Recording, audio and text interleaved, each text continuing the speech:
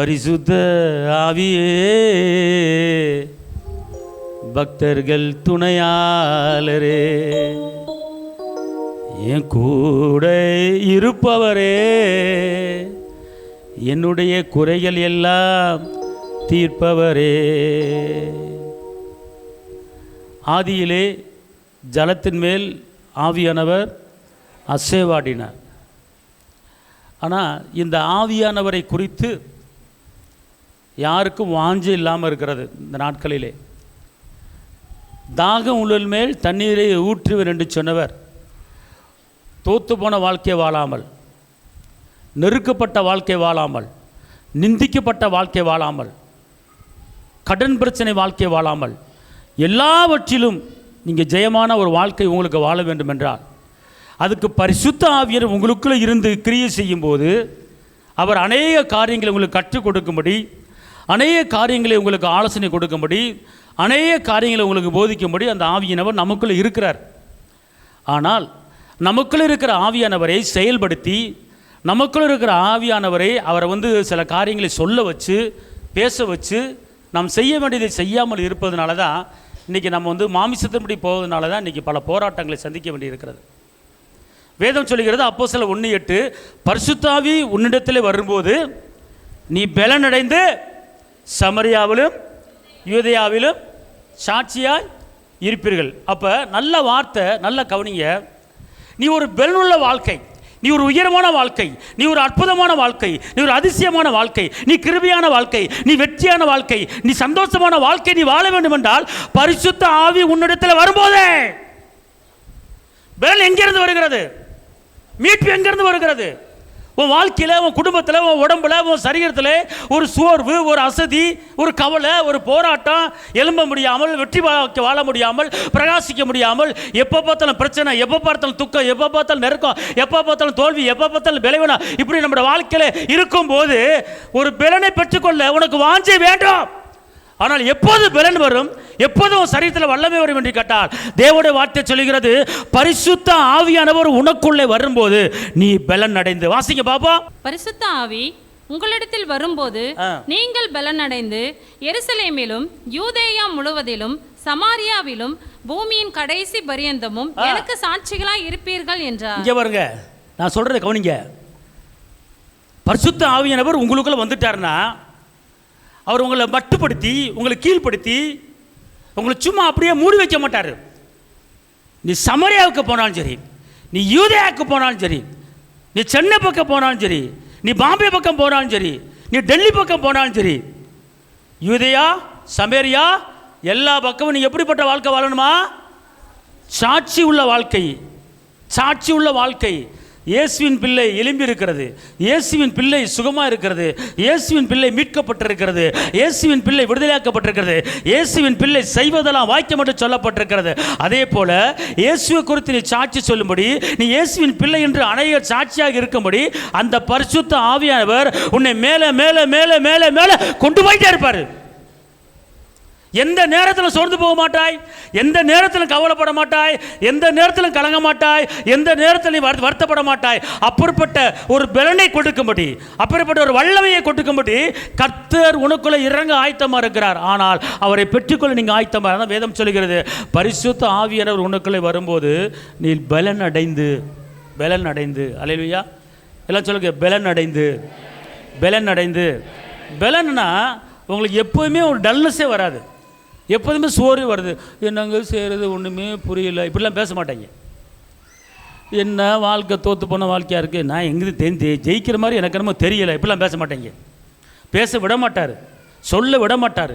காரணம், உலகத்தை உண்டாக்கின அந்த பரிசுத்த ஆவியானவர் உங்களுக்குள்ள என்ன செய்கிறாரு?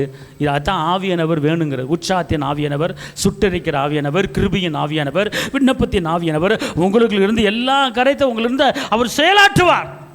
ஆமென் சொல்லுங்க, அல்லேலூயா. அதான் தேற்றிடும் தெய்வமே, தீடன் தருபவரே,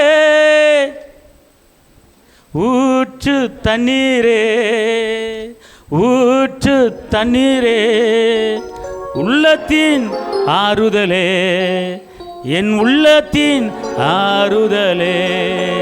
ஒருவேளை நீங்கள் சில காரியத்தில் தோல்வி அடைஞ்சு யாருமே உன்னை தேற்றலை, பயப்படாத, தைரியமாக இரு, நீ போட்டதை எடுத்துடலாம், தோத்ததை எடுத்துடலாம் அப்படின்னு யாருமே சொல்லாமல் ஒரு ஆறுதலை படுத்த கூட எனக்கு யாருமே இல்லை அப்படி நீங்கள் நினச்சிங்கன்னா, அந்த ஆவியானவர் உங்களுக்குள்ளே இருந்தாருன்னா, தேற்றரவாளன் பரிசுத்த ஆவி தேற்றிட வாருமே, தேற்றரவாளன் பரிசுத்த ஆவி தேற்றிட வாருமே, ஆற்றலை கொடுத்து அன்பால் நிரப்பும் ஆவியே வாருமே, ஆற்றலை கொடுத்து அன்பால் நிரப்பும் ஆவியே வாருமே, என்னை நிரப்போ இயேசு தெய்வமே, இன்று நிரப்போ,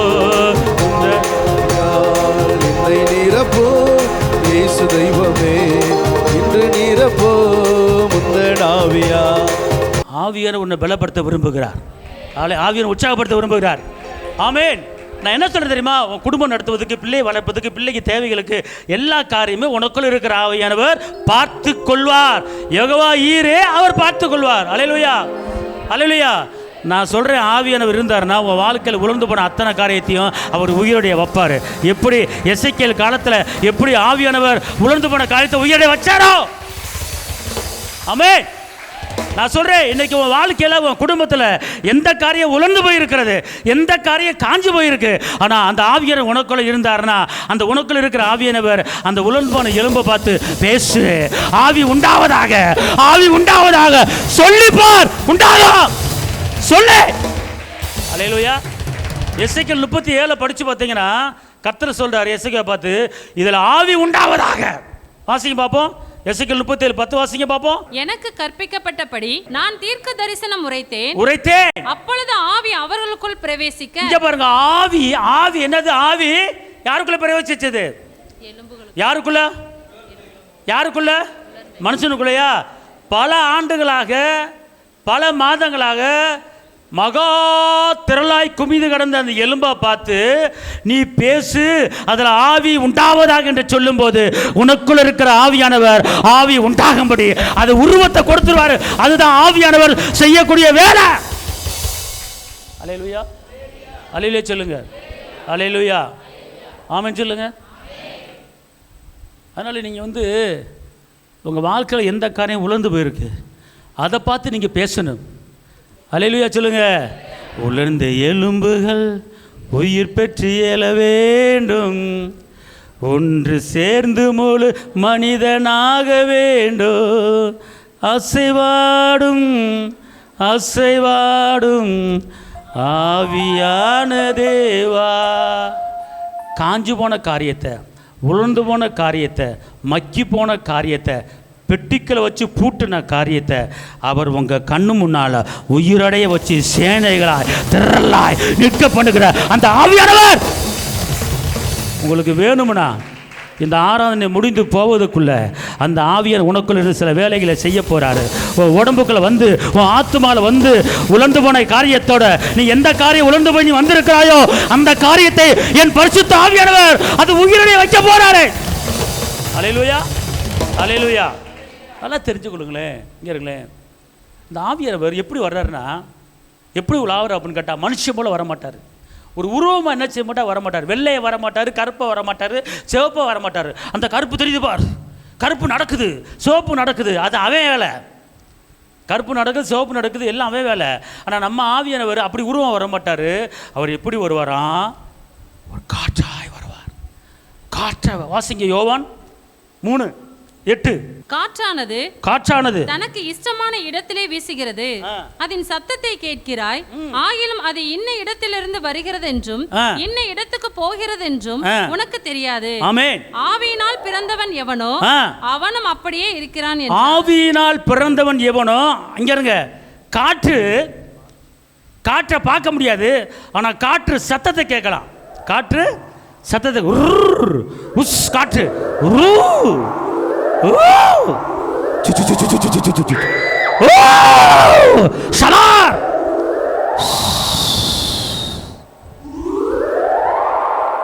காத்து காத்து கேட்குறீங்களா?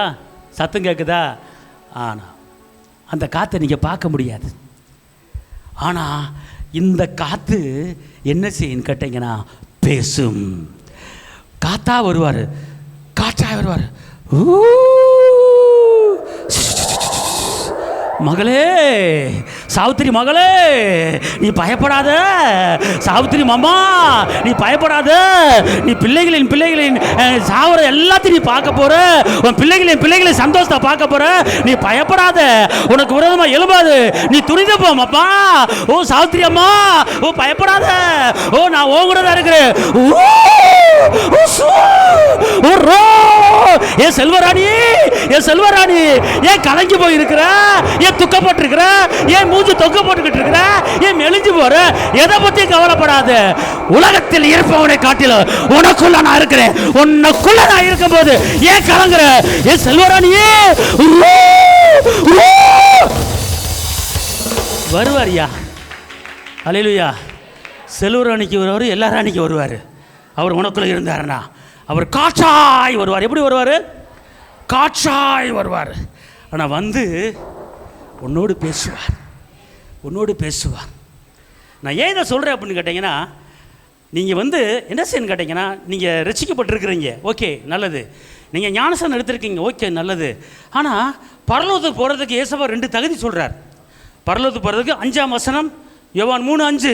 இயேசு பிரதியுத்தரமாக, மேலும் பிரயோத்தரமாக, ஒருவன் ஜலத்தினாலும் ஆவியினாலும் பிறவாவிட்டால் தேவனுடைய ராஜ்யத்தில் பிரவேசிக்க மாட்டான் என்று மெய்யாகவே உனக்கு சொல்கிறேன். சாதாரணமா சொல்ல, மெய்யாகவே, உறுதியாகவே, நிச்சயமா சொல்றேன். அப்ப என்ன சொல்றாரு? நீ ஜலத்துல பிறந்தது மாத்திரம் அல்லாமல் நீ ஆவியில என்ன செய்யணும்? என்ன செய்யணும்? எல்லாம் சொல்லுங்க. ஆவியில நான் பிறப்பேன். அல்லேலூயா சொல்லுங்க. ஆவியில பிறந்தேன்னா தான் பரலோகத்துக்கு உங்களுக்கு இடம். ஜலத்தில் பிறக்கிறது மாத்திரமல்லாமல் நீங்கள் எல்லாம் செய்யணும், பரிசுத்த ஆவியில் பிறக்கணும். புரியுதா உங்களுக்கு? அந்த பரிசுத்த ஆவிக்குள்ள பிறந்தா தான் நீங்கள் தேவன் வாசம் பண்ணுகிற இடத்துல பரலோகத்தில் செத்த பிற்படும் அங்கே போக முடியும். ஆமென் சொல்லுங்க. அல்லேலூயா, அல்லேலூயா. அதனால உங்களுக்கு பரிசுத்த ஆவியானவர் வரலையா, பரிசுத்த ஆவி இறங்கலையா, தாகமாக இருக்கிற மேலே தண்ணியை ஊற்றுவேன் அப்படின்ட்டாரா, நீங்கள் உடனே என்ன செய்யணும்? உரும்ப பூட்டிட்டு என்னை நிரப்போ ஏசு தெய்வமே ரிபாலா துரபாலகரபா இன்று நிரப்போ உந்தனாவியால் அப்படின்னு சொல்லி பாட்டை பாடுங்க. பாடி நிரப்புற வரைக்கும் பாடுங்க, உங்களை தொழுற வரைக்கும் பாடுங்க. நீங்கள் பாட பாட அவர் என்ன செஞ்சிருவார்? இறங்கிடுவார். ஆமென் சொல்லுங்க. அல்லேலூயா. இங்கே இருக்க இந்த ஆவியானவர் உங்களுக்குள்ள வந்துட்டாருன்னா 5 மணிக்கு எந்திரிக்குமே ஊசி போட்டுருவார். நீ யாரை பார்க்கணும், இன்றைக்கி எங்கே போகணுங்கிறத சொல்லிடுவார். என்ன, உனக்கு இன்றைக்கி இது வரப்போகுது, இங்கே வராது, இந்த வேலையை செய்யி, இந்த வேலையை செய்யி, இந்த வியாபாரத்தை பாரு, இந்த பிஸ்னஸை பண்ணு, இவனை பாரு, அவனை பார்க்காத, அப்படின்னு எல்லா காரியங்களையுமே நமக்குள்ள இருக்கிற அவர், அதாவது இங்கே இருங்களேன், அவர் ஜெபிக்க தூண்டுகிற ஆவியானவர். அப்படிப்பட்ட ஆவியானவர் நம்மளை பள்ளத்துக்குள்ளே தள்ளுவாரா, சிக்கலுக்குள்ளே தள்ளுவாரா, நெருக்கத்துக்குள்ளே தள்ளுவாரா, போராட்டத்துக்குள்ளே தள்ளுவாரா? இன்றைக்கி நமக்கு தேவையில்லாத சிக்கல் ஏன் வருது? அவர் ஆலோசனை இல்லை. இன்றைக்கி நம்ம தேவையில்லாத போராட்டம் ஏன் வருது? அவர் ஆலோசனை இல்லை. அவர் ஆலோசனை கர்த்தர். அவர் நடக்க வேண்டிய வழிகளை நமக்கு கற்றுக் கொடுக்கிறவர். நல்லா தெரிஞ்சுக்கொள்ளுங்க. இயேசு சொன்னார், போகும்போது நான் போய் நான் வேறொரு தேற்றரவரனை உனக்கு நான் அனுப்புறேன்னு சொல்லி அவர் பரிசுத்த ஆவியானவர் அனுப்பி நமக்கு உதவி செய்ய முடியும். நமக்குள்ள அவர் வாசம் பண்ணி கொண்டு இருக்கிறாரு. அவர் உனக்குள்ள இருந்து காரியங்களை செய்து கொண்டு இருக்கிறார். ஆனால் நீ அவரை கூப்பிடுவது கிடையாது, நீ அவர் என்ன செய்வது கிடையாது, கூப்பிடுவது கிடையாது, அவர்கிட்ட உன் பிரச்சனை என்ன செய்ய கிடையாது, சொல்றது கிடையாது. அல்லேலூயா சொல்லுங்க. ரோமர் 8:5. அன்றியும் மாம்சத்தின்படி நடக்கிறவர்கள் மாம்சத்துக்குரியவைகளை சிந்திக்கிறார்கள், ஆவியின்படி நடக்கிறவர்கள் ஆவிக்குரியவைகளை சிந்திக்கிறார்கள். அல்லேலூயா. இங்க இருங்க. ஆவியானவர் உங்களுக்குள்ள இருந்தாருன்னா ஆவியின்படி சிந்திக்க வைப்பார். மாமிசத்தின்படி நடந்தீங்கன்னா மாமிசத்தின்படி சிந்திக்க வைப்பார். அதான் 2 சிந்தனை இருக்குது. ஒன்று ஆவியின் சிந்தனை, ஒன்று மாமிசத்தின் சிந்தனை. அல்லேலூயா, அல்லேலூயா. சத்தமாக சொல்லுங்க. அல்லேலூயா. இப்போ நீ ஒரு காரியத்தில் தோற்று போயிட்ட, ஒரு காரியத்தில் நிந்திக்கப்பட்டுட்ட, ஒரு காரியத்தில் அவமானப்பட்டீங்க. மாமிசம் சொல்லும், இந்த பிரச்சனை மத்தியில் நீ எப்படி வெளியே தலை காட்டுவ? இந்த பிரச்சனை உனக்கு வந்து இவ்வளோ தூரம் வந்துருச்சு, நீ தலை காட்டணுமா? இந்த தெருவில் நீ நடக்கணுமா? 4 பேத்துக்கு முன்னால் நீ எப்படி போவ? வேணாம், உன்னை எல்லோரும் ஒரு மாதிரியாக நினைப்பாங்க, எல்லோரும் உன்னை அசிங்கமாக நினைப்பாங்க. இந்த பிரச்சனை வந்து உன்னை தாக்கிடுச்சுல, அதனால் வேண்டாம், நீ இந்த வீட்டை விட்டு காலி பண்ணிட்டு நீ எங்கிட்ட ஓடு, அப்படி இல்லைன்னா எங்கிட்ட தண்டவாளத்தை தலையை கொடுத்து எங்கே வச்சு சத்துரு, எதுக்கு இந்த அவமானத்தில் வாழணும், எதுக்கு நிந்தையில் வாழணும் அப்படின்னு சொல்லி உனக்குள்ள இருக்கிற மாமிசம் பேசும். ஆனால் பரிசுத்த ஆவியானவர் நீங்கள் பெற்றிருந்தா ஆவியானவர் சொல்லுவார், மகளே நீ கலங்காதே, எந்த இடத்துல நீ வெக்கப்பட்டாயோ அந்த இடத்துல உன்னை நான் தலை நிமிர பண்ணுவேன், எந்த இடத்துல துக்கப்பட்டாயோ அந்த இடத்துல எலும்பை பண்ணுவேன், இதோ சகலத்தை உனக்கு நான் புய்தாக்க போறேன். யோபு எப்படி தோத்து போனதை எடுத்தாரோ, தாவீது எப்படி தோத்து போன எடுத்ததோ அதே போல உன்னையும் எடுக்க வைப்பேன். மகளே நீ கலங்காத, மகளே நீ புறப்பட்டு போ, நீ புறப்பட்டு போ, எலும்பே அப்படின்னு சொல்லி அந்த ஆவியானவர் உங்களுக்குள்ள பேசுவார். மாமிசம் இருக்கு, ஆவியம் இருக்கு, ஆனா அதுக்கு தான் அந்த ஆவியர் உனக்குள்ள இருந்தானே பேசுவார். அதுல 14ஆம் வசனம் வாசிங்க. மேலும் எவர்கள் தேவனுடைய ஆவியினாலே நடத்தப்படுகிறார்களோ தேவனுடைய புத்திரராய் இருக்கிறார்கள். நல்லா கவனிங்க, இந்த வசனத்தை நல்லா கவனிங்க. அம்மாமாரே, சகோதரனே, சகோதரியே, தாய்மாரே, தகப்பன்மாரே, நல்லா கவனிக்கணும். அங்கங்க பார்க்காதீங்க. நீங்க நடத்தப்படுகிற விதம், தொழில் பண்ணுகிற விதம், வியாபாரம் பார்க்குற விதம், குடும்பம் நடத்துகிற விதம், பிள்ளைகளை வளர்க்க விதம், பிள்ளைகளை படிக்க வைக்கிற விதம், யார் உங்கள் சொந்த புத்தியில், உங்கள் சொந்த ஞானத்தில், உங்கள் சொந்த இதில் கிடையாது. ஆனால் உங்களுக்குள்ள அவர் இருந்தார்னா வாசிங்க திருப்பி. மேலும் எவர்கள் தேவனுடைய ஆவியினாலே நடத்தப்படுகிறார்களோ, எவர்கள் தேவனுடைய ஆவியிலே நடத்தப்படுகிறார்களோ அவர்கள் தேவனுடைய புத்திரராய், அவர்கள் தேவனுடைய பிள்ளைகளாய் இருக்கிறோம். அவர்கள் தேவனுடைய பிள்ளைகளாய் இருக்கிறோம். நீங்க தேவ ஆவியில் நடத்தப்பட்டா நீங்க பூமிக்குரியவர் அல்ல, தேவ பிள்ளை, தேவ பிள்ளை. அல்லேலூயா. எல்லாம் சொல்லுங்க. நானே என் குடும்பத்தை நடத்துறது, வேலை பார்க்கிறது, பேசுறது எல்லாமே தேவனுடைய ஆவியில தான் நான் நடத்தப்படுகிறேன். ஆவியானவர் சொல்லித்தான் ஒரு வேலையை செய்கிறேன். ஆவியானவர் சொல்லித்தான் வெளியே போறேன். அதனால நான் தேவனுடைய பிள்ளை. ஐயா தட்டு ரகட ரகட ரகட பலகரபா ஓ ரகலதரபா. நீங்கள் ஒரு தொழில் பண்ணாலும் சரி, அது சக்ஸஸாக அமையணும்னா அவர் உங்களுக்குள்ள இருக்கிறவற்றை கேளுங்க. ஆமேன். அதே 15 வாசிங்க. 15. அந்தப்படி திரும்பவும் பயப்படுவதற்கு நீங்கள் அடிமைத்தனத்தின் ஆவியை பெறாமல் அப்பா பிதாவே என்று கூப்பிட பண்ணுகிற புத்திர சுவிகாரத்தின் ஆவியை பெற்றீர்கள். கவனிங்க, இப்ப நீங்க யார் ஆவியை பெற்றிருக்கீங்க? அப்படி அல்ல, நீங்க என்ன செய்வீங்க? நானே அப்பா பிதாவே என்று அவரை உரிமையோடு கூப்பிடும்படி புத்திர சுவிகாரத்தின் ஆவி, அந்த ஆவி எனக்குள்ள இருக்கிறது. அவர் அப்பா நான் பிள்ளை, அவர் அப்பா நான் பிள்ளை, அவர் ஆவி எனக்குள்ள இருப்பதா நான் எல்லாவற்றையும் அவரிடத்துல கேட்டு பெற்றுக்கொள்வேன். அல்லேலூயா. இப்போ சொல்லுங்க, உங்களை என்ன வச்சிருக்கிறார் அவரு?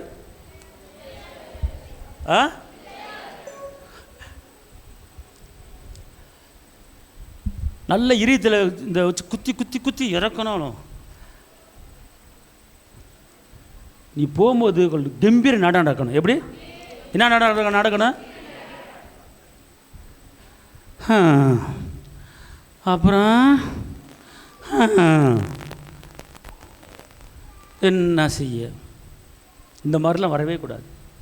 அல்லேலூயா. இங்கே இருங்களேன், இந்த வசனத்தை இங்கே இருங்களேன், திருப்பி வாசிக்குமா அந்த வசனத்தை.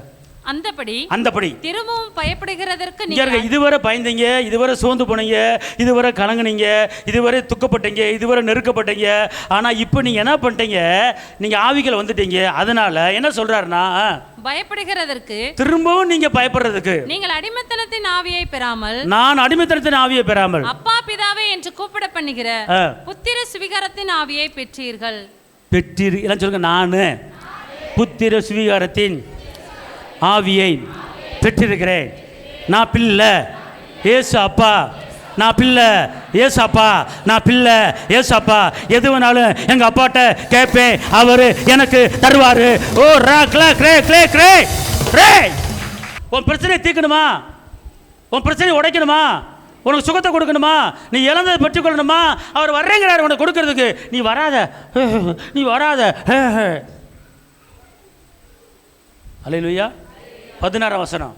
தேவனுடைய பிள்ளைகளாய் இருக்கிறோம் என்று ஆவியானவர் தாமே நம்முடைய ஆவியுடனே கூட சாட்சி கொடுக்கிறார். யார் ஆவியோட? இங்க இருங்க, இவர் சொல்றாரு, எதை பற்றி நீ கவலைப்படாத. நீ யார் தெரியுமா? நீ உலகத்தை உண்டாக்குனவருக்கு நீ பிள்ளையாக இருக்கிற. ஏன் கலங்குற? ஏன் பயப்படுற? இந்த பிரச்சனை உனக்கு ஒன்றுமே செய்யாது. உனக்கு கல்லான இருதயத்தை லகுவான இருதயம் மாற்றுவேன். ஏன் பயப்படுற? உனக்கு துரோகம் பண்ணுறானா? உன் பணத்தை வாங்கிட்டு இல்லைங்கிறானா? கவலைப்படாத, கவலைப்படாத. அப்பா இருக்கிறாரு, உனக்கு இழந்ததெல்லாம் திரும்ப கொடுப்பாரு. ராஜாக்களை தள்ளுறவர், ராஜாக்களை ஏற்படுத்துகிறவர், ராஜாக்களை இதை நீர்கால் போல் தேவனுடைய கருத்தில் இருக்கிறது. அவர் எல்லா இருத்தையும் மாற்றி உனக்கு என்ன செஞ்சிருவார்? கொண்டு வந்துடுவார். ஏன் பயப்படுற? நீ பயப்படாத மகளே, நான் இருக்கிறேன் அப்படின்னு சொல்லி அவர் உங்களை என்ன செய்வார்? தேற்றுவார் உள்ளே இருக்கிறவர். கலாத்தியர் 5:16-17. பின்னும் நான் சொல்கிறது என்னவென்றால், ஆவிக்கேற்றபடி நடந்து கொள்ளுங்கள். ஆவிக்கேற்றபடி நடந்து கொள்ளுங்கள், அப்பொழுது மாம்ச இச்சையை நிறைவேற்றாதிருப்பீர்கள். மாம்ச இச்சையை என்ன செய்வீங்க? நீங்கள் ஆவியின்படி நீங்கள் நடந்தீங்கன்னா மாமிசத்துக்குரிய எந்த காரியத்தை நீங்கள் என்ன செய்ய மாட்டீங்க? நிறைவேற்ற மாட்டீங்க. ஆவியின்படி நிறைவேற்றுவீங்க. எங்கே இருங்க, மாம்சத்துக்குரிய காரியங்கள் ஒரு பக்கம் இருக்குது, ஆவிக்குரிய காரியங்கள் ஒரு பக்கம் இருக்குது. அல்லேலூயா. சந்தோஷம், சமாதானம், அன்பு, இரக்கம், தயவு, வெற்றி, விடுதலை, சுகம், பரலோக வாழ்க்கை, மீட்பு, செழிப்பு, உயர்வு, மேன்மை, இதெல்லாம் ஆவிக்குரிய காரியங்கள். சாகு, உயிரோடு இருக்க, செத்துரு, உருப்பட மாட்ட, தேர மாட்ட, அவனை வையி, இவனை திட்டு, இவன் கூட பேசாத, இவன் கூட சண்டை போடு, அவனை கடி, இவனை கொடி. இதில் என்னது? இதில் என்னது? மாமிசம். அப்போ இந்த மாமிசம், இந்த ஆவி என்ன செய்யுமா? போராடுமா. போராடும் போது இந்த ஆவி என்ன செஞ்சிருமா? நமக்குள்ள இருக்கிற ஆவியானவர் அந்த மாமிசத்தை சுட்டரித்து நமக்கு ஜெயமான வாழ்க்கை கொடுத்துருவாரு. அதுக்கு தான் இந்த ஆவியானவர் என்னது தேவை? எபேசியர் 5:18-19-20. துன்மார்க்கத்திற்கு ஏதுவான மதுபான வெறி கொள்ளாமல் ஆவியினால் நிறைந்து சங்கீதங்களினாலும் கீர்த்தனைகளினாலும் ஞான பாட்டுகளினாலும் ஒருவருக்கொருவர் புத்தி சொல்லிக் கொண்டு உங்கள் இருதயத்தில் கர்த்தரை பாடி கீர்த்தனம் பண்ணி. எப்படி ஆவியானவர் உள்ள வந்துட்டாருன்னா, இங்க இருங்க, அல்லேலூயா. இப்போ நான் ஆவியை பெறாமல் மாமிசத்தபடி வந்து நிற்கிறேன் உங்கள் முன்னால். ஆவியை பெறாமல் நான் ஆவியில் பேசாமல் மாமிசமாக வந்து நிற்கிறேன். அன்பார்ந்த தேவ பிள்ளைகளே, இந்த நாளிலே இந்த ஆலயத்துக்கு ஆராதனைக்கு வந்திருக்கிற உங்கள் ஒவ்வொருவரையும் நான் வாழ்த்துகிறேன். இப்படி இருக்கும்போது நீங்கள் இந்த ஆராதனை முடிந்த உடனே வீட்டில் போய் சிக்கன் எடுக்கணும், மட்டன் எடுக்க வேண்டும். அதனால் நான் சீக்கிரம் முடிக்க வேண்டும் என்று நான் நினைக்கிறேன். ஆனால் நீங்கள் எப்படி வாழ்ந்தீர்களோ, எப்படி இருந்தீர்களோ, எப்படி நடக்கிறீங்களோ, எப்படி போகிறீங்களோ, அப்படி இருக்கும்போது அதனால் நீங்கள் பார்த்து நடக்கும்படி நான் இப்போது உங்களுக்கு போதிக்க போகிறேன்.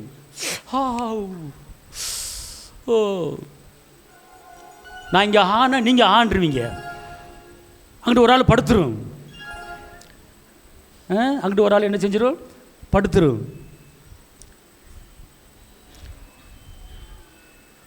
நீ வருவீங்க. அடுத்து என்னடா நானே நொந்து போய் அந்து போய் வந்திருக்கேன், இவன் அதுக்கு மேலே அவன் மஞ்சா பாட பாடிக்கிட்டு தர்றான் அப்படின்ட்டுருவீங்க. அந்த மாதிரிலாம் பண்ணுவதுக்கு நான் இடம் கொடுக்க மாட்டேன். காரணம், எனக்குள்ளே இருக்கின்ற என் இயேசு என்றும் பெரியவரே.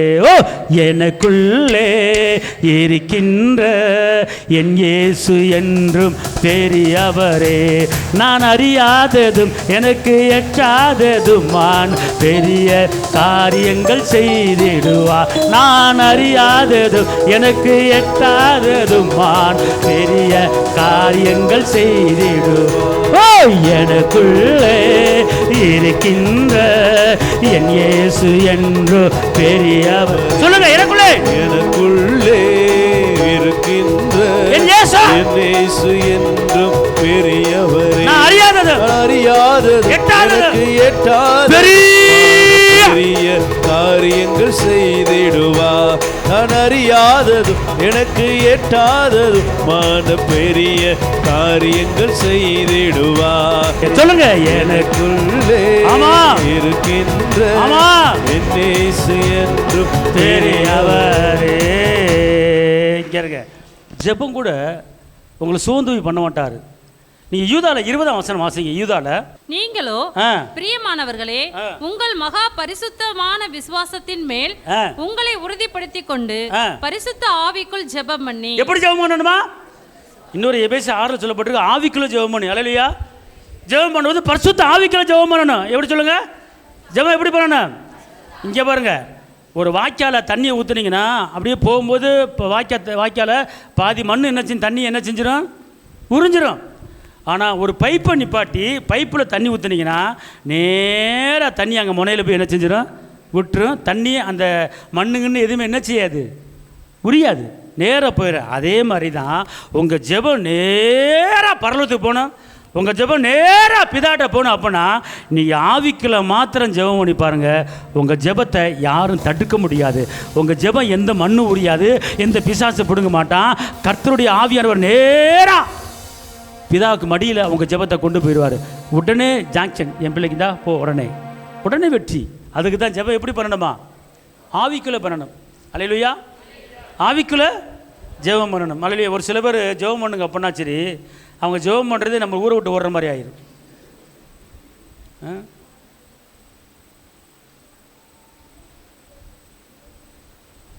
நல்லா கவனிங்க. ஜெபம் என்பது உற்சாகமாக இருக்கணும், ஆவியில் இருக்கணும். ஆவியானவர் நீங்கள் கலந்து என்ன செய்யணும்? ஜெபிக்கணும். அல்லேலூயா சொல்லுங்க. அல்லேலூயா. ஒரு காரியத்துக்கு ஜெபிக்கணும். யாரும் சொல்லுங்க பாப்பா, எந்த காரியத்துக்கு ஜெபிக்கணும் சொல்லுங்கள், நான் ஜெபிச்சு காட்டுறேன். சமாதானத்துக்கு ஜெபிக்கணும், அவ்வளோதான். சரி, இந்த ஜெபம் இந்த அக்கா சொல்லிட்டாங்க சமாதானத்துக்கு ஜெபிக்கணும் அப்படின்ட்டாங்க. இப்போ நான் இந்த அக்காவுக்கு ஜெபத்துக்கு பதில் வருமா வேணாமா அப்படிங்கிறத அவங்க சொல்லி காட்டுறேன். அல்லேலூயா. ஆண்டவரே உமக்கு நன்றி, பிதாவே உமக்கு நன்றி. இந்த நாளிலே என் குடும்பத்தில் சமாதானம் இல்லாத வாழ்க்கை வாழ்ந்து கொண்டு இருக்கு, நிம்மதி இல்லாத வாழ்க்கை வாழ்ந்து கொண்டு இருக்கு. தகப்பனே, தந்தையே, இந்த வாழ்க்கையில் நான் உயிர் வாழணுமா? எனக்கு வாழ பிடிக்கல. பாராப்பரம் கொண்டு வந்து நான் கஷ்டப்பட்டு இருக்கு.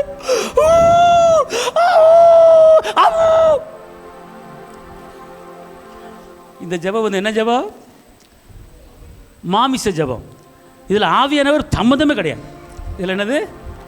ஆவியானவர் சம்பந்தம் கிடையாது. பதில் வராது, இந்த ஜெபத்துக்கு பதில் வராது. ஆனால் பதில் வேண்டும்னா நீ ஜெபம் பண்ணும்போது ஆவியில் பண்ணணும். அல்லேலூயா.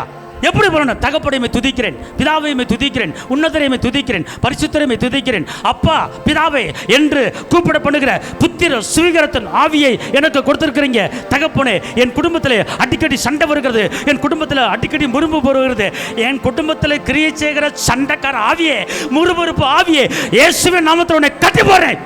கொலோசியர் 1:20 படி இயேசு சிலுவையில் சிந்தின இரத்தத்தினாலே என் குடும்பத்தில் சமாதானம் உண்டாவதாக. ரிக்கலிமா கத்துரா ரபலா துரபா. ஏ பிரிவின் ஆவியே, ஏ சண்டக்கர ஆவியே, இயேசுவின் நாமத்தில் உன்னை முறியடிக்கிறேன். எங்க அப்பா எனக்கு அதிகாரம் கொடுத்திருக்கிறார். ரபலா கத்தனா கத்த ரபலா ரபா அப்படின்னு சொல்லிட்டு, சமாதானக்காரனர் நீங்க தானே, சர்வ வல்லவரும் நீங்க தானே. ஓ, சமாதானக்காரனர் நீங்க தானே, சர்வ வல்லவரும் நீங்க தானே. இயேசு நீங்க இருக்கையில நாங்க சோர்ந்து போவதில்லை. இயேசு நீங்க இருக்கையில நாங்க சோர்ந்து போவதில்லை. நீங்க எல்லாமே பார்த்து கொள்வீங்க, நீங்க எல்லாமே பார்த்து கொள்வீங்க. சொல்லு, நீங்க எல்லாமே பார்த்து கொள்வீங்க, நீங்க எல்லாமே பார்த்து கொள்வீங்க. அதிசய தேவன் நீங்க தானே, ஆலோசனை கர்த்தர் நீங்க தானே. ஆமா, அதிசய தேவன் நீங்க தானே. ஆமா, ஆலோசனை கர்த்தர் நீங்க தானே. இயேசு நீங்க இருக்கையில நாங்க சோர்ந்து. ஒரு குடும்பத்தில் இப்படி தான் அடிக்கடி சண்டை வந்துக்கிட்டே இருந்துச்சு. ஒரு குடும்பத்தில் எனக்கு ஃபோன் கால் பண்ணாங்க. என் குடும்பத்தில் கல்யாணம் முடித்த காலத்துலேருந்து எனக்கு முடிச்சனுக்கு சண்டை. என் பிள்ளை பேர் சொல்லி பேச்சு கேட்க மாட்டான். என் குடும்பத்தில் ஏன் நான் ரசிக்கப்பட்டுட்டேன், ஞானசானம் எடுத்துட்டேன், இன்னும் என் குடும்பத்தில் சமாதானம் வரல. ஏன் இயேசு எங்களை மட்டும் சோதிக்கிறாரு, இயேசு எங்களை மட்டும் கண்டுக்க மாட்டுறாரு? என் வாமா, அவர் உனக்காக சிலுவையில் எல்லாம் செஞ்சு முடிச்சிட்டாரு. சரியா? அவர் பாவத்துக்கு மாத்திரமல்ல, அக்கிரமத்துக்கு மாத்திரமல்ல, சமாதானமாக வாழ்கிறதுக்கு செஞ்சிட்டாருமா அப்படின்னு. அது எப்படி சமாதானத்துக்கு ரத்தம் சிந்துவார்? சிந்திட்டாருமா, சமாதானத்துக்கு ரத்தம் சிந்திருக்கிறாரா? கொலைசீர் 1:20 அவர் சிலுவையில் சிந்தின இரத்தத்தினாலே சமாதானத்தை உண்டாக்கி. அல்லேலூயா. நான் சொன்னேன், அவர் சிலுவையில் சிந்தின ரத்தத்தினால எனக்கும் என் வீட்டுக்காருக்கும் சமாதானம் உண்டாயிருக்கிறது. எங்கள் கல்யாணம் முடிச்ச ஆளு பூரா கை தூக்கு. உள்ளத்தின் ஆழத்தில்னு சொல்லணும் பார்க்க. புரிச்சு மேலே வெறுப்பு ஊற்றி சொல்லாத. அல்லேலூயா சொல்லுங்கள். இயேசு சிலுவையில் சிந்தின ரத்தத்தினாலே எனக்கும் என் அருமை வீட்டுக்காரருக்கும் சமாதானம் உண்டாகியிருக்கிறது. இப்போ ஆண்கள் கல்யாணம் பிடிச்ச கை தூக்கு. அப்பா சொல்லுங்கள். இயேசு சிலுவையில் சிந்தின ரத்தத்தினாலே எனக்கும் என் செல்ல பொண்டாட்டிக்கும் பேச மாட்டேறாங்க. பார்த்தீங்களா எவ்வளோ கோவம் பார்த்தீங்களா? அவங்களும் கரெக்டாக பேசிட்டாங்க, வெகுளித்தனமாக உண்மையாக பேசிட்டாங்க. ஏன் அப்படி கசப்பாக வச்சுக்கிட்டு இருக்கீங்க? கொஞ்சம் இறக்க வேணாம் அவங்களுக்கு பொண்டாட்டி மேலே. ஒழுங்காக சத்தமாக சொல்லி கொடுங்க. அல்லேலூயா. இப்போ நீங்கள் அறிக்கை பண்ணுறதா உண்மையான சந்தோஷம் வரப்போகுது. ஆமென். அல்லேலூயா. இப்போ சொல்லுங்கள். இயேசு கொலைசீர் 1:20 படி அவர் சிலுவையில் சிந்தின இரத்தத்தினாலே எனக்கு கொடுக்கப்பட்ட அருமையான செல்ல பொண்டாட்டிக்கும் இங்கேயாவது செல்லம்னு சொல்லுங்கப்பா. வீட்டில் தான் ஏ ஏ ஏ பே ஏ அப்படிங்கிறீங்க. இங்கேயாவது பொண்டாட்டியை பார்த்து என் செல்லமே சொல்லுங்கள். அப்படி கண்டினியூ பண்ணுங்க. அல்லேலூயா. நீ சரியில்லை, சரி விட மாட்டேன், நேரம் விட மாட்டேன், உங்களை சரி பண்ண விட போகிறது கிடையாது. அவங்க சரியாயிட்டாங்க, அவங்க உண்மையை ஒத்துக்கிட்டாங்க, ஒத்துக்கிட்டு இறக்கப்பட்டு அவங்க ஒப்பிச்சுட்டாங்க. சொன்னீங்களாம்மா, நீங்கள் பணம் திருந்துட்டீங்க. பாவம் அவங்களுக்கு ஒரு கையை தட்டு, ஒழுங்காக கையை தட்டு, தட்டு கையா பாரு. அதில் கூட பாரு, கை தட்ட கூட வராதா? அவ்வளோ கசப்பாய நம்ம ஆளுங்க மேலே. பாவம் தட்டெல்லாம் தட்டு, கை தட்டு. அக்கா ஒரு கை தட்டுங்களா? நீங்கள் கை தட்டால் தான் அவங்கள நீங்கள் நேசிக்கிறீங்கன்னு அர்த்தம். புரியுதா? இப்போ சொல்லுங்கய்யா, உண்மையாக சொல்லுங்கப்பா, உள்ளத்தின் ஆழத்தின் சொல்லுங்கப்பா. கொலைசீர் 1:20 படி இயேசு சிலுவையில் சிந்தின இரத்தத்தினாலே எனக்கு கொடுக்கப்பட்ட செல்ல மனைவிக்கும், அன்பான மனைவிக்கும், தங்க மனைவிக்கும், அற்புத மனைவிக்கும் எனக்கும் சமாதானம் உண்டாகி இருக்கிறது இருக்கிறது இருக்கிறது. இனிமே நான் அவளை இவளை உருப்படாதவளை ஒன்றும் பேச மாட்டேன். என் தங்கம், என் செல்லம், என் ராணி, என் எலிசபெத்து, என் மயில், என் குயில் அப்படிதான் கூப்பிடுவேன். பார்த்தீங்களாம்மா? அம்மா பார்த்துக்க, உங்கள் பொறுப்பு ஆளை சரி பண்ணுறது. நான் எவ்வளோ சொல்லி பார்த்து கற்றுக் கொடுத்து பார்க்குறேன். சொல்லியான்னு சொல்ல மாட்டேதுங்க. அப்படியே அடக்கி வச்சுக்கிட்டு இருக்குங்க. அப்படி எல்லாம் கோபம் உள்ளே இருக்குமா? உள்ள கோபம் இருக்குது. கோபத்தை எடுத்து போட்டுரு இயேசு நாமத்தில். மாலையில் கோபம் என்றால் காலையில் அக்களிப்பு. வேதம் சொல்லுது, சாயங்காலம் சண்டை போட்டேன்னா காலையில் ஒன்று சேர்ந்துரு. கண்டினியூ பண்ணாத கோபத்தை. புருஷன் கோச்சிட்டு போயிட்டானே, நீ பொண்டாட்டி எங்கெங்கே போனீங்க, நீங்கள் வரலன்னா நான் அப்படி ஆயிரும் அப்படின்னு கூப்பிட்டு வர வச்சிருக்கேன். இப்போ நான் அப்படி சீக்கிரட்டாக அப்படி பேசி வர வச்சிடறேன். வர வச்சு டக்குன்னு வந்து உனக்கு என்ன குழம்பு பிடிக்கும்? ஒரு குடல் குழம்பு பிடிக்கும், உருண்டை குழம்பு பிடிக்கும், வத்த குழம்பு பிடிக்குமா? வாங்க உங்களுக்கு பிடிச்ச நான் வத்த குழம்பு வச்சுருக்கிறேன், நீங்கள் சாப்பிட்டா தான் சாப்பிடுவேன், இல்லை நான் சாப்பிட மாட்டேன் போங்க அப்படி கொஞ்சுகிறேன். நான் அப்படிங்கிற கெஞ்சுக்கிறேன். நான் துண்டக்கான துணியை ஓடி வந்துருவேன். கையே தட்டுக. இதாயா குடும்பம் நடத்துகிற விதம். குடும்பம் நடத்துறது தான். அதாவது ஆகாதவனை இங்கே நல்லா தெரிஞ்சுக்கொள்ளுங்க. எதுக்கு இந்த காரியம் உள்ள ஒரு ஆவியானவரை பற்றி பேசிக்கிட்டு இருக்கு? இது உள்ள உன்னோட இது வசனம் சொல்லுது, போதனையின்றி அப்புறம் நீங்க சொல்லுங்க, நடக்கையினாலே சொல்ல மாட்டீங்களோ? சொல்லுங்க, போதனையின்றி. கையை தூக்கு, பொண்டாட்டி போல கையை தூக்கு, பொண்டாட்டி போல கை தூக்கு இயேசுவின் நாமத்தில். மக்கா அன்றைக்கி உங்களை சும்மா விட போகிறதில்ல. அல்லேலூயா அல்லேலூயா. ஆகாதவனை நீ தான் ஆக வைக்கணும். ஏன்னா வசனம் சொல்லுது, புத்தியுள்ள ஸ்திரீ வீட்டை கட்டுறா, நீ தான் வீட்டை கட்டணும். நீ தான் ஆகாத நெளிஞ்ச பாத்திரத்தை நெளிவு எடுக்கணும். சுத்தியில் கையில் எடுத்து டக்குன்னு தட்டி நெளிவை எடுத்து விட்டுரு. அல்லேலூயா அல்லேலூயா. சொல்லுங்க போதனையின்றி என் புருஷனை நான் எனக்குன்னு ஆதாயம் பண்ணிக்கொள்வேன். இது வசனம். அல்லேலூயா.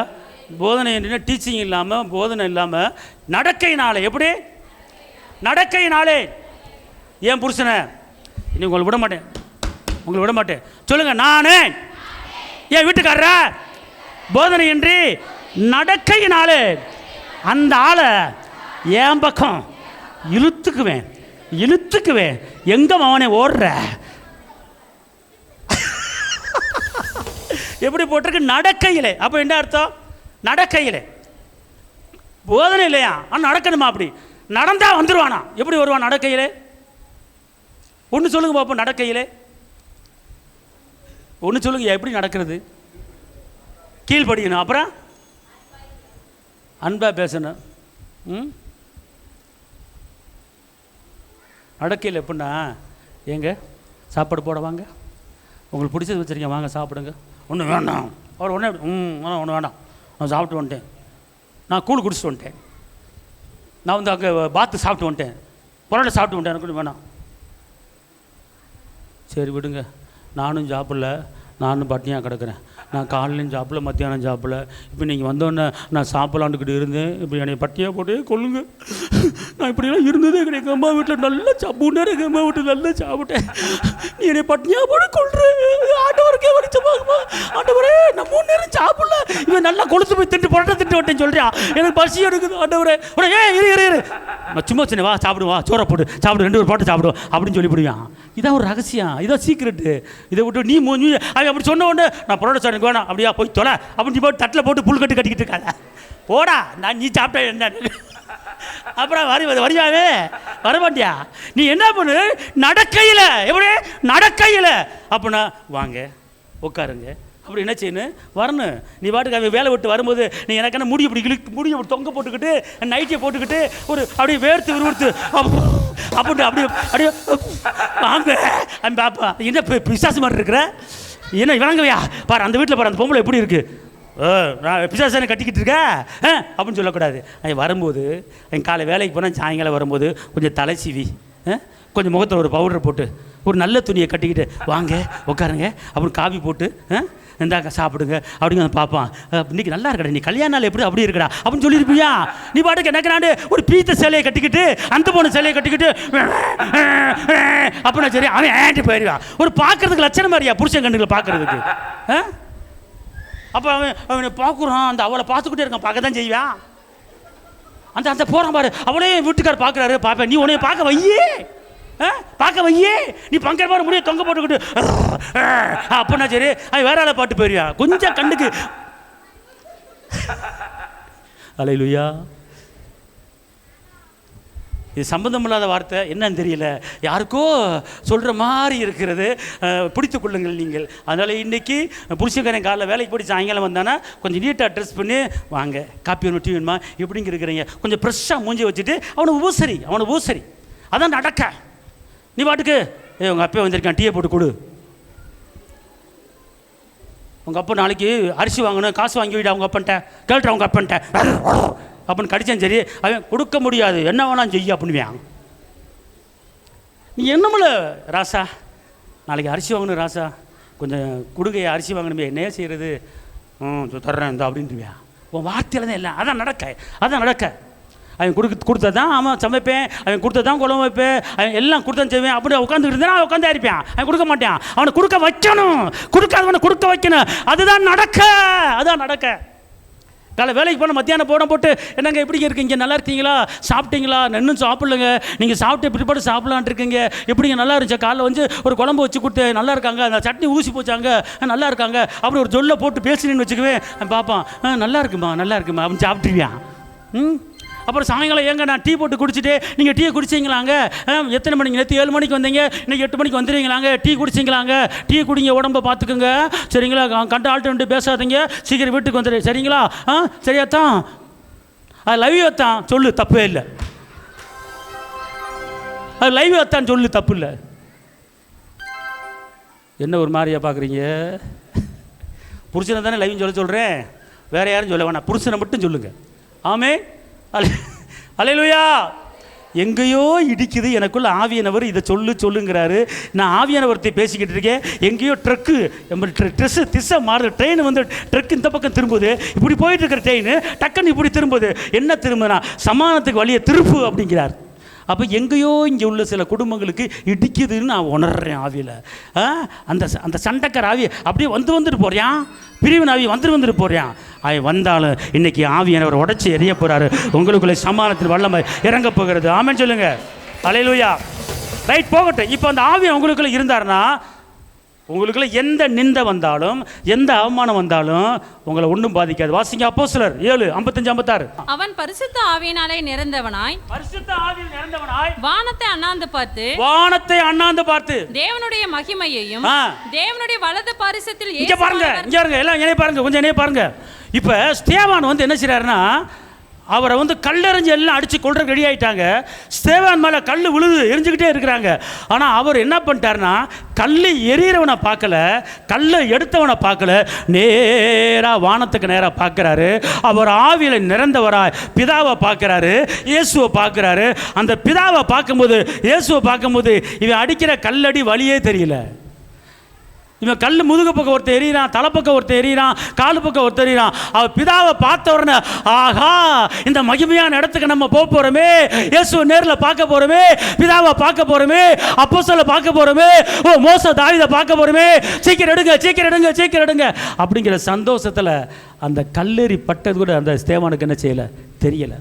அவனு சொல்கிறீங்களுங்க, ஆவியானவர் உங்களுக்குள்ளே இருந்தார்னா, எவன் உன்னை நிந்தனைக்கு உட்படுத்தினாலும், எவன் ஒன்று அவமானப்படுத்தினாலும், எவன் மேலே கல்லெறிஞ்சாலும் அந்த பாதிப்பு உனக்கு ஒன்றுமே தெரியாது. காரணம், பிதாவை நீ பார்க்குற, ஆவியானவர் பார்க்குற, அந்த ஆவியானவர் உன்னை பார்க்க வச்சிருவாரே.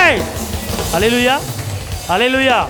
மாத்திரமல்ல, இந்த ஆவியானவர் உனக்குள்ள இருந்தார்னா எந்த காரியத்தையும் நீ என்ன செய்வ, நிதானிச்சு செய்வ. வாசிங்க 1 கொரிந்தியர் 2:14-15. ஜென்ம சுபாவமான மனுஷனோ, இங்க இருக்க ஜென்ம சுபாவமுள்ள மனுஷனோ தேவனுடைய ஆவிக்குரியவைகளை ஏற்றுக்கொள்ளான். இங்க இருக்க ஜென்ம சுபாவத்தின் ஆவி ஒரு மனுஷனுக்கு இருக்கும்.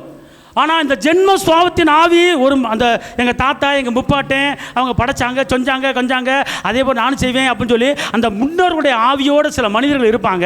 அப்படிப்பட்ட மனிதர்கள் இந்த ஆவியானவர் ஏற்றுக்கொள்ள மாட்டாங்க. அப்படிப்பட்ட அந்த ஆவிக்கு இந்த ஆவிக்கு போராட்டம் இருக்குது. அப்போ அந்த ஆவியை தொலைச்சிட்டு வாசிக்குமா திருப்பி, ஜென்ம சுபாவமான மனுஷனோ, ஜென்ம சுபாவமுள்ள மனுஷனோ தேவனுடைய ஆவிக்குரியவைகளை ஏற்றுக்கொள்ளான். தேவனுடைய ஆவிக்குரிய காரியங்களை ஏற்றுக்கொள்ளாமல் அவைகள் அவனுக்கு பைத்தியமாக தோன்றும். அது அவனுக்கு என்ன தோணும்? ஜென்ம சுபாவத்தின் ஆவினா ஒரு ஆவி இருக்காது, பிசாசின் ஆவி, பரம்பரை ஆவி, சாபத்தின் ஆவி. அந்த ஆவி உங்களுக்குள்ள இருந்துச்சுன்னா இந்த பரிசுத்த ஆவியானவர் பெற்றவனை பார்த்து பைத்தியக்காரன் சொல்லுவான். அடுத்த வசனம், அடுத்து, அவைகள் ஆவிக்கேற்ற பிரகாரமாய் ஆராய்ந்து நிதானிக்கப்படுகிறவைகள் ஆனதால் அவைகளை அறியவும் மாட்டான். அடுத்த வசனம், ஆவிக்குரியவன் எல்லாவற்றையும் ஆராய்ந்து நிதானிக்கிறான். நல்லா தெரிஞ்சுக்கொள்ளுங்க, நீங்க பரிசுத்த ஆவியை நீங்க பெற்றீங்கன்னா நீங்க எந்த காரியம் செஞ்சாலும் நீங்க என்ன செய்வீங்க, நிதானிப்பீங்க. இந்த ஊருக்கு போவோமா எப்படி யோசனை பண்ணுவீங்க. ஒரு வேலை செய்கிறதுக்கு, ஒரு தொழில் பண்ணுவதுக்கு, ஒரு வியாபாரம் பார்ப்பதுக்கு நிதானிப்பீங்க. நிதானம் வேணும் ஒரு மனுஷனுக்கு. அவசர புத்தி இருக்கக்கூடாது, நிதானம் வேணும். ஆனால் உங்களை ஆவியானவர் என்ன செய்வார், நிதானிக்க வச்சிருவார். உள்ளே இருந்துட்டார்னா நிதானிக்க வச்சு உங்களை அப்படியே பேலன்ஸ் பண்ணி உங்களை என்ன செய்வார், கொண்டு போவார். அதான் உள்ளே இருக்கிற ஆவியானவர். ஆமென் சொல்லுங்கள். அல்லேலூயா. அப்போ இந்த ஆவியானவர் உங்களுக்கு வேணுமா வேணாமா? அதான் தாகம் உள்ளல் மேல் என்ன செய்வார், தண்ணீர் ஊற்றி ஆவியானவை கொண்டு விடுதலை உண்டு. அப்போ இந்த ஆவியாரை என்ன செய்யுங்க, நீங்கள் வாஞ்சிங்க, எனக்குள்ளே வாங்க என்று கேளுங்க. கர்த்தர் பெரிய காரியங்களை செய்வார்.